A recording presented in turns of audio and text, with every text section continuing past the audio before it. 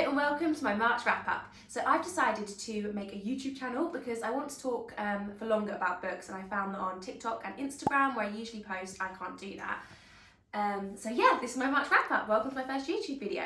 So the first book I read this month was Bride by Ali Hazelwood. This was a really highly anticipated read for me because Ali Hazelwood is one of my favourite romance authors. But I also love fantasy, it's my favourite genre. When she announced that she had written a fantasy novel, I was very excited. I loved this book. This book was, like, the romance in this book was so good. The only thing that stopped it from being a 5-star read for me was the fact that it's an enemies to lovers, my favourite trope, but I prefer enemies to lovers to be more of a slow burn, and this seemed to go like the enemies, okay, now we like each other.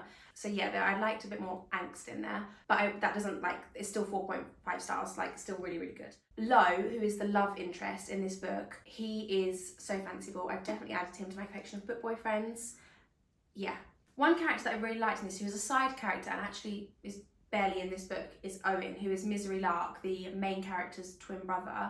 And I'm really hoping that if Ali Hazelwood does a sequel, which I think she's hinted at, it will be about him. The epilogue sort of hints it's going to be about someone else, so maybe there'll be a third book and it'll be about him, because he seems to be one of the most interesting characters that I've read about in a while. I feel like this book made me so nostalgic for, like, my teenage years when I was obsessed with, like, Vampire Diaries and Twilight, just like the vampires and the werewolves against each other, but are they, like, getting on now, and, like, that crossover. So yeah, I did actually start rewatching Vampire Diaries, so if, like, you were into those when you were younger, I would say definitely read this book. It'll just make you, it's like an adult version of those YA books, so it will make you very nostalgic for that era. I gave this book 4.75 stars. It was so close to a 5 stars, but I feel like I just need it to be more of a slow burn enemies to lovers for it to be a 5-star read for me. And it just, yeah, it would have felt more realistic, but very good, 4.75 stars. So the second book I read this month was Throne of Glass by Sarah J Maas. I'm finally in the club, I finally understand the hype. Everyone is obsessed with this book. It's my bestie's, like, favourite series ever. I've read ACOTAR, I've read Crescent City, but yeah, I finally read Throne of Glass and I loved it. One thing that really surprised me about this book was how much romance was a subplot rather than, like, being so interwoven with the story. I think because, well, I don't know, in other Sarah J Maas books, I guess there is so much going on alongside the romance, but I don't know, it just seemed so minimal in this book. So I hope once the series carries on, the romance does pick up, but I think it didn't matter that it was such a subplot in this because it was all about really good world building and building up the main character and her story. Let's talk about Prince Dorian. I think I'm saying his name right, that's how I read his name. I'm not best at reading names. I love him because he gave her loads of books that he'd read himself and recommended, and he bought her a puppy. I mean, my boyfriend's never done that for me. My boyfriend definitely should do that for me. He's just perfect. As much as I did love Prince Dorian, I did pick up vibes, and watch me butcher his name now. I picked up vibes between Selena and Cowespo. When I looked it up, apparently it's meant to be, it was originally Chaos, and then she changed it to have the L on the end, so it's like Cow, I think. Anyway, I picked up vibes between them, so much, like, tension, and even though he, like, is very controlling and snappy and he thinks lowly of her, I also think he, like, really fancies her. So I'm intrigued to see where that's going to go in the next book. I'm going book shopping this week and I'm definitely picking up the next one of these. I'm so excited. I gave this book 4.5 stars. I don't know why it wasn't a 5 stars. I haven't got, like, a specific reason. A 5-star rating is a very emotional thing for me, and I just feel like as great as this book was, it wasn't there yet. There wasn't enough. I wanted more. Like, it is quite short, especially for Sarah. Like, it's very short. Maybe when the story unravels more, the next one's going to be a 5-star, hopefully.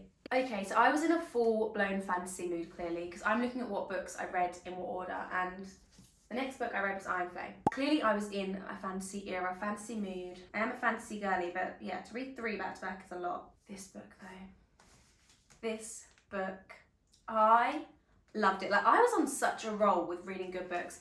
This was so good. I put off reading this book for so long because I saw so many reviews and they were all quite mixed. That some people loved it, but so many people said they didn't like it that much, and it was such a letdown from Fourth Wing. I really, like, Fourth Wing was a 5-star read for me. I loved it.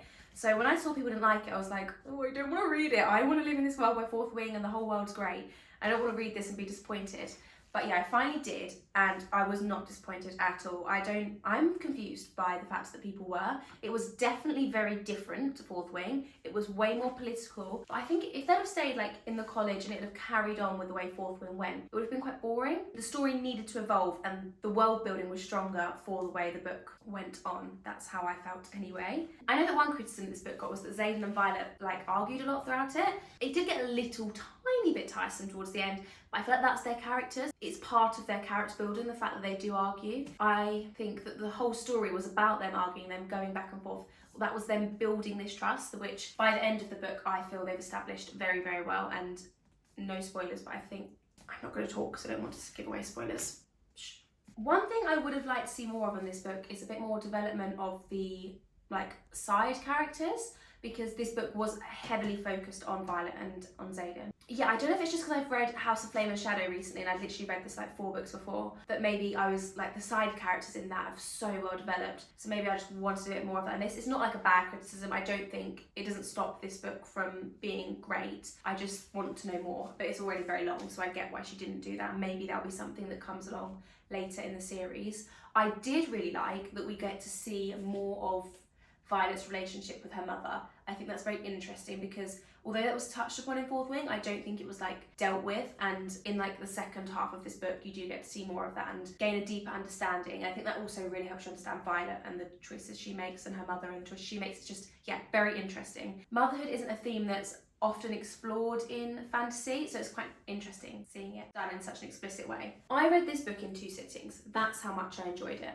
Then like from here to like here, this was just 5 stars the whole way through, just outstanding. Then we get to these last few pages. Like, I did not like the ending of this book. And I can't work out whether it's because it's really great storytelling and I didn't expect it, I didn't see it coming, like it's great writing and that it's going to be a great builder for the next book in the series, or whether it's just going to mean the next book is not enjoyable because I didn't like the twist. There's a twist, I don't like it, but maybe it'll be really good. We haven't seen where that twist is going, so yeah, we'll have to wait and see, won't we? This book was still a 5-star read for me. I did consider it giving it less because of the ending, but I was like no, because I think the reason I care so much about the ending is because that's like the fact I care that much about the ending, that makes it a 5-star read. I have got a deep emotional connection with this book and its characters. The ending just upset me so much. So yeah, 5 stars for making me really sad.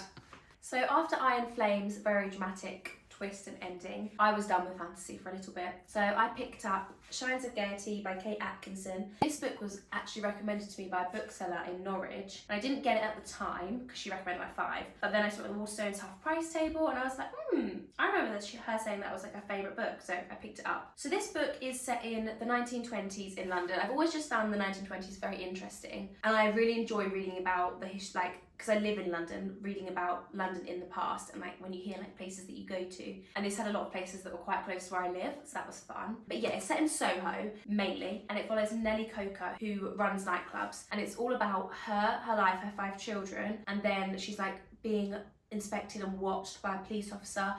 You can't even explain this book without ruining it. It's one of those books that has 7, 8 different storylines happening and then they all interweave with each other, so it's really hard to talk about this book without spoiling it, but it's good, and the way the characters interweave with each other is very cool. One thing I will say about this book is it takes a long time for it to get going. Like, I would say 150 pages of the book were like setting the scene, so if you're a slow reader or if you know you're going to read a book over a week, I wouldn't read this one. I would start, like I read this book, I started on a Sunday and I could get that big chunk done, which I think made it a lot more enjoyable for me because I spent like all Sunday afternoon reading it and like got halfway through it and then it was like set up, and then the second half was really good, but nothing that great happens in the first half. One thing I found really interesting about this book is that it sort of highlights how women were mistreated and unequal in society at the time, but yet Nellie Coker is this like big character who's very successful in the 1920s,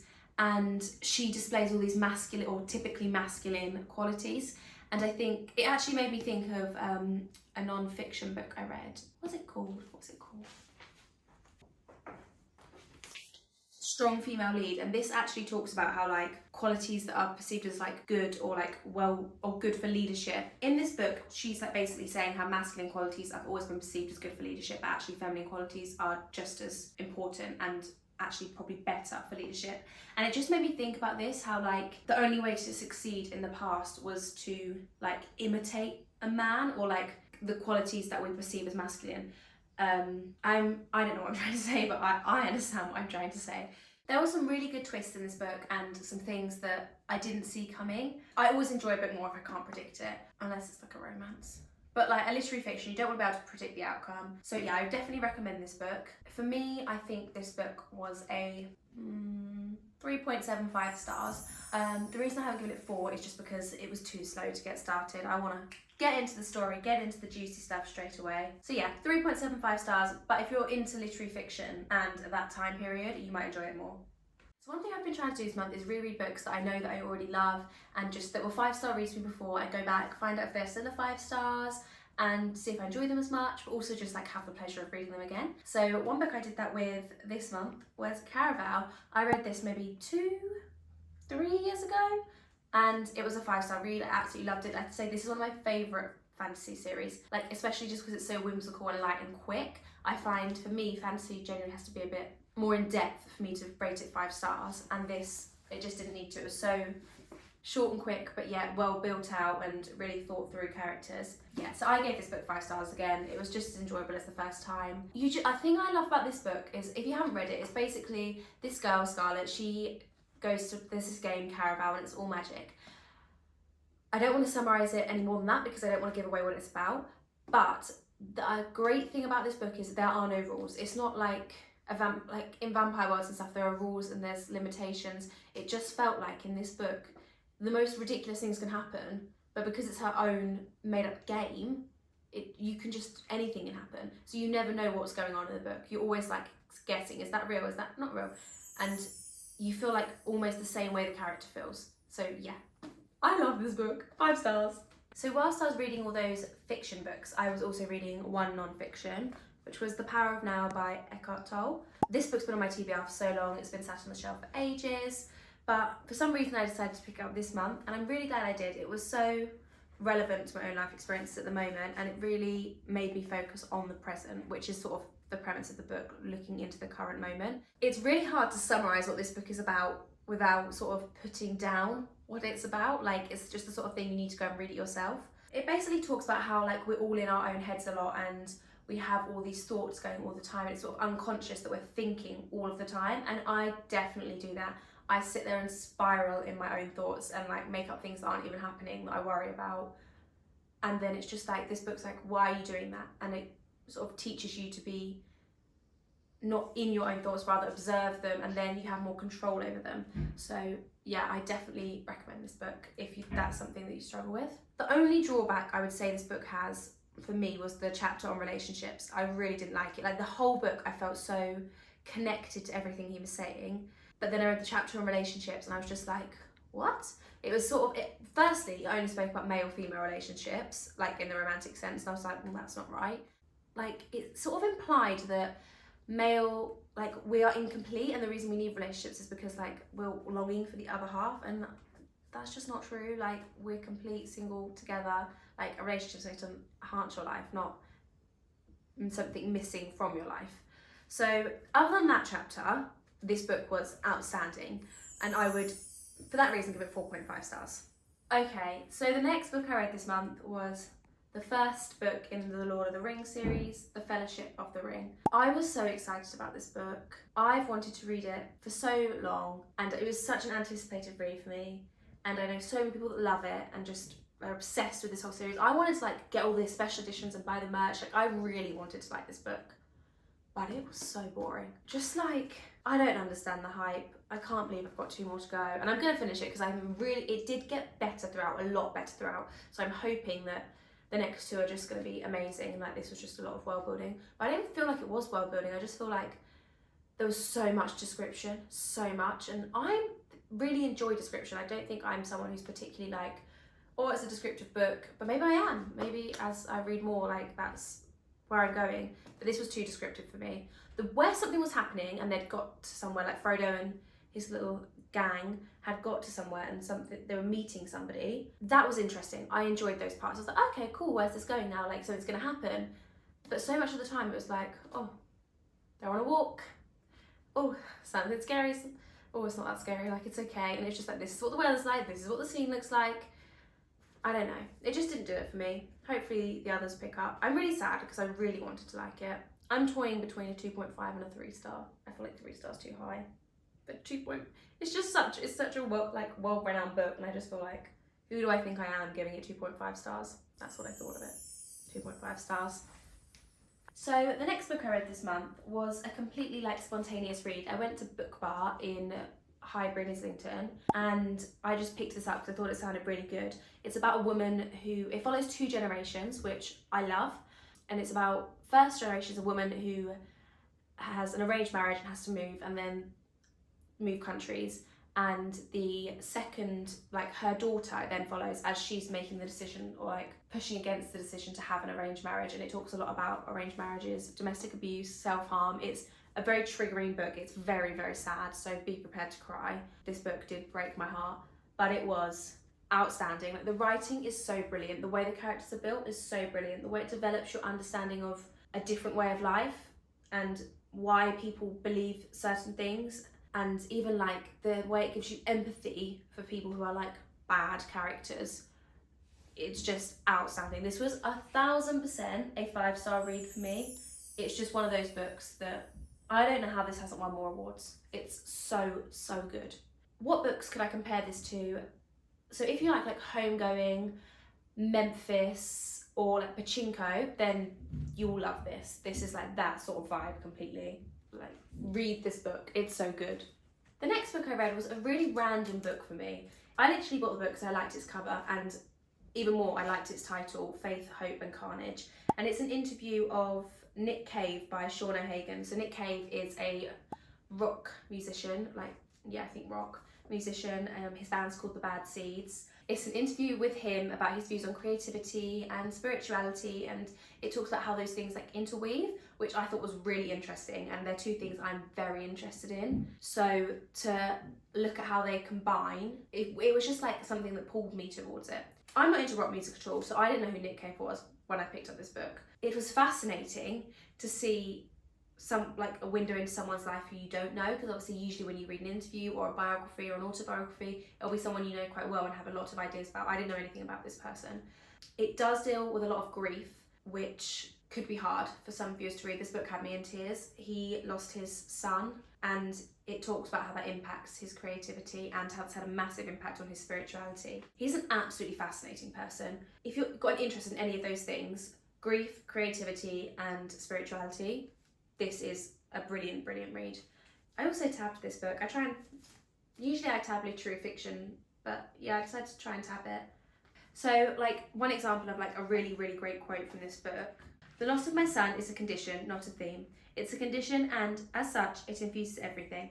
My relationship to words has changed, for sure, but so has my relationship to all things. And that's when he's talking about how it's impacted on his creativity and how it's impacted on the songs he writes, but also he's just saying it affects everything.